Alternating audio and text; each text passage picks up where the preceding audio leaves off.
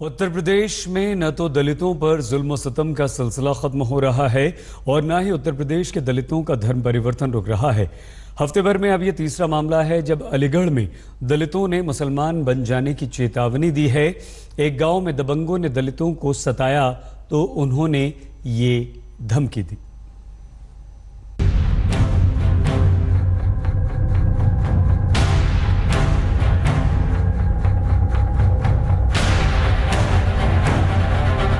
आज से कुछ महीनों के बाद देश आजादी की 60वीं सालगिरह मनाएगा। लाल किले पर प्रधानमंत्री तिरंगा फहराएंगे। तरक्की के तमाम वादे और दावे भी किए जाएंगे। लेकिन देश की आजादी के इतने साल बाद भी राजधानी दिल्ली से महज चंद किलोमीटर के फासले पर आज भी कुछ ऐसा हो रहा है जो ये साबित करने के लिए काफी है कि कैसे अब भी अनगिनत लोगों के दिमाग पर छुआछूत का पत्थर पड़ा हुआ है।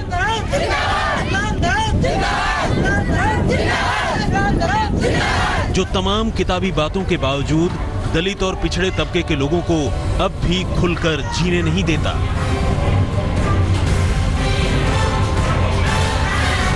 क्योंकि अगर ऐसा होता तो अलीगढ़ में ये लोग हिंदू धर्म छोड़कर मुसलमान बनने की तैयारी ना कर रहे होते। लेकिन अलीगढ़ के गांव केशोपुर जाफरी की कहानी कुछ ऐसी ही है। बल्कि सिर्फ केशोपुर जाफरी ही क्यों, हाल के दिनों में यूपी से आई ये तीसरी ऐसी कहानी है जब सिर्फ जुल्मो सितम से आजीज आकर दलितों ने हिंदू धर्म छोड़ दिया है। पहले मुरादाबाद और फिर सहारनपुर और अब अलीगढ़। अलीगढ़ में दलितों की धर्म बदलने की चेतावनी। दबंगों के जुल्मो सितम से ऊब कर लिया फैसला।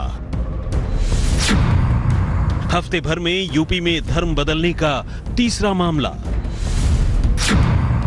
मुरादाबाद और सहारनपुर में बौद्ध बन चुके हैं दलित।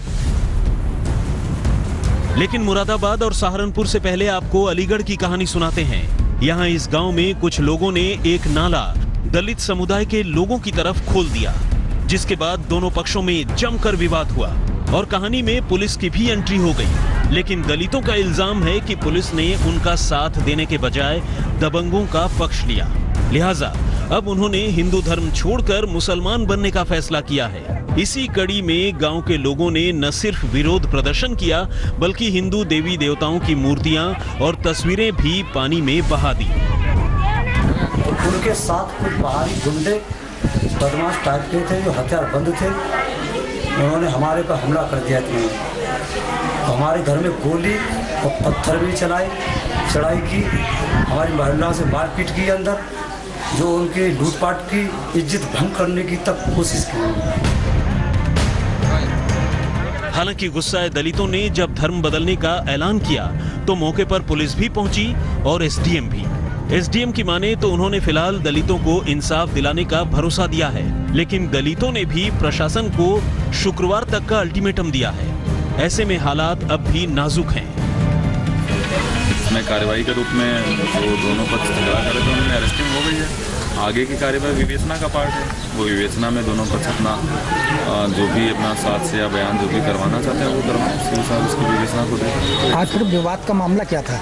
विवाद है कि यहाँ पर छोटी सी नाली है जो कि सामान्य से हमारे गांव में नाली और चक्रोड यही विवाद के विषय होते हैं। वही यहाँ पर भी विषय है। छोटी नाली जो पहले से नहीं चल रही थी उसे दी जा रही थी तो उसे तुरंत ही रुकवा भी दिया गया।